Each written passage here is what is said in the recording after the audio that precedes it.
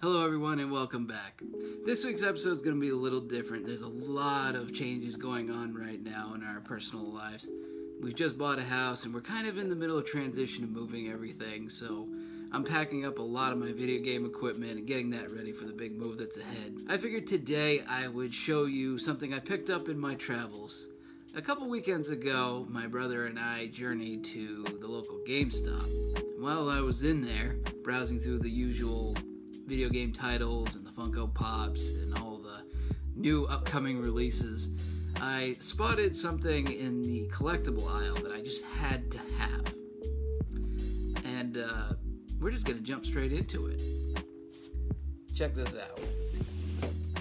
Bebop and Rocksteady collectible figures. So, for those of you unfamiliar with Bebop and Rocksteady, they were two thugs, minions, one might even say, from the Teenage Mutant Ninja Turtles television series. And I believe they did appear in the comics quite often. They worked for the Turtles' nemesis, the Shredder. They were basically his muscle-bound thugs. They did whatever he told them to do. They didn't always do it well, though. Bebop and Rocksteady were notorious for their shenanigans and ultimately most of their ways of bungling Shredder's missions. Somehow, someway, though, he always came back to relying on them most of the time. And even though they were a little incompetent, once in a while they would get the upper hand on the Turtles. And I always lived for those moments. I loved Bebop and Rocksteady since I was a kid.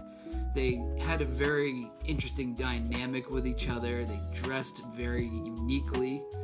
And they were always like those first big bad guys, bosses that you ran into in the video games. We'll get more into the Turtles series in another video. But seeing these guys, I had to have them. I'm going to take them out of the boxes and show them to you.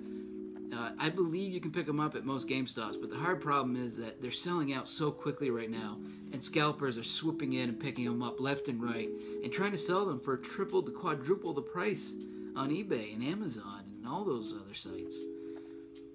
I can do a whole nother video when it comes to scalpers, and believe me, I will, because there's one thing I hate more than somebody who just buys a reckless amount simply for being greedy, is somebody who buys up all the available supplies, and given the way 2020 played out, we all know that items that leave a shelf really quickly tend to stay gone for quite a while.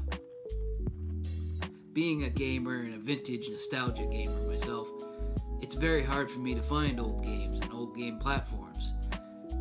Nowadays, everything's been bought up and the scalpers are taking advantage of the collector's love for nostalgia, spiking the prices to unbelievably ridiculous heights.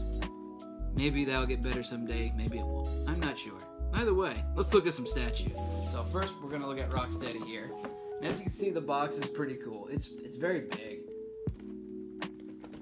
And on the back, we have the side here with Rocksteady's pose.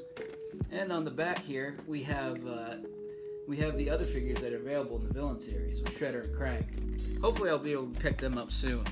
Depends if the scalpers beat me to it. Let's see here. I've already opened it up earlier and looked it over because I couldn't resist. Now these are a little pricey. Each one is about $50 a pop. So again, it's a collectible item. And it depends on how much you really love it.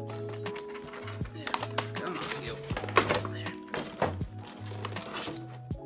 Oh yeah, check that out. There's Rocksteady. Set that aside for now. And we'll pop Bebop out in a minute here.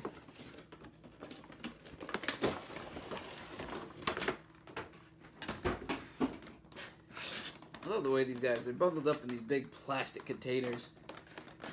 Try to keep them as pristine as possible. There we go. And we'll just set that one aside. There, go on your own. Alright, so we got Bebop and Rocksteady here. I love these designs. Like, if that doesn't speak vintage 80s to you, you got a mutated gangster who is a warthog, a razorback warthog, wielding a little laser pistol. He's wearing, I don't know, they look like an off-brand of Converse shoes. And He's got a chain for a little belt around his waistline there. Skull and bones necklace. Little bullet belt loop around his shoulder. These 2 turtle shells on his shoulder pads. And the 80s vintage glasses and mohawk. A nose ring. Bebop was really... check out that wrist bracelet. That's pretty dope, too. I love that. I love that. I love these guys. These guys were 2 of my favorite thugs. It was always a treat to see Bebop and Rocksteady interact with other villainous minions or other mutants that came along.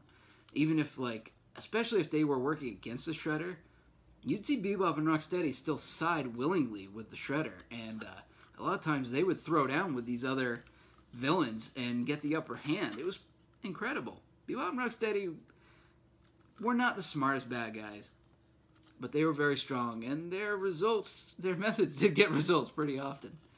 So with Rocksteady, he's got the trademark yellow tank top. He's got the army boots and the army pants there.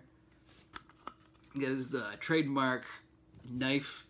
I don't know if that was ever a machete or something. I never saw him use it in the show. Most of the time, he stuck to his grenades and lasers in the video games. A cool thing about these guys was, like, in the early designs with Rocksteady, he used to walk around with an army helmet on. He looked pretty dope, and he'd have a big... laser rifle in his hands. Him and Bebop always fluctuated between having laser rifles. They were... sometimes they even got, like, image makeovers during the video games. I think there was Turtles in Time for the Super Nintendo.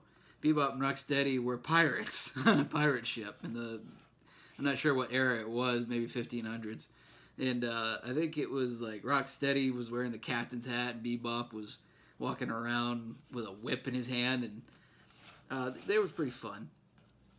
Yeah, these guys were always my favorite. Rocksteady here, he talked with like this very rough New York accent. He was always yelling, "Oh, you doity toidles!" Rocksteady had a very interesting, higher voice than Bebop did, whereas Bebop had the lower, like, "Oh yeah, doity toidles." All in all, I saw these guys in the glass casing. I had to have them. And for $50 a pop, you're probably thinking, why? Why would you do that? As I said before, these guys go back to my childhood. There's a lot of nostalgic love for these 2. I'm going to see if I can pick up Krang and Shredder at some point. We'll find out if that happens or transpires or not. But yeah, you can pick these up at your local GameStop, or I think there's other stores that carry them, but they're weird name brands that I'm not familiar with. You can look them online. But do yourself a favor, everyone. Don't pay more than $50 for these things. It's not worth it. If you see these things up around $100, $150, $300, don't do it.